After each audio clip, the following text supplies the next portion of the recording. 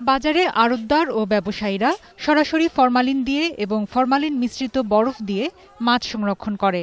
দোকানে সাজিয়ে রাখা দেশি বিদেশি ফলগুলো ফরমালিনের মাধ্যমে তাজা রাখা হয়।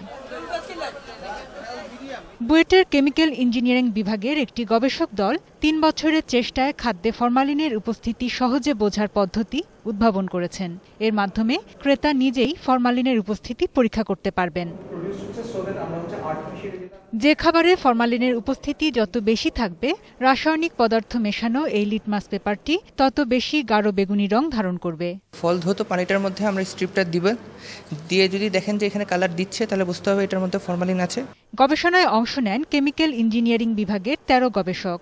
তারা বাজারে শাকসবজি, ফল, মাছ, তরল দুধ ও গুঁড়ো দুধ সহ ৫৫টি খাবারের উপর তাদের পরীক্ষার অভিজ্ঞতা জানান। ফরমালিন দিলে মাছের পুষ্টিগুণ প্রোটিনটা ডিগ্রেড করতেছে। আমি যদি বয়েল করে নেই বা পানিতে কিছুক্ষণ চুবিয়ে রাখি, তাহলে ওই লেভেলের ফরমালিনের কনসেন্ট্রেশনটা ন্যাচারালি অকারিং এর ইকুইভ্যালেন্ট চলে আসে। অন্যান্য যে এগুলো আছে, মিল্ক প্রোডাক্টগুলো আছে, সেগুলোতে হচ্ছে পিওর মিল্ক বাতিলে অনেক বেশি। অসামান্য এই উদ্ভাবনটি সাধারণ মানুষের হাতের নাগালে পৌঁছে দিতে এর উৎপাদন ব্যয়ও কমিয়ে এনেছেন তারা।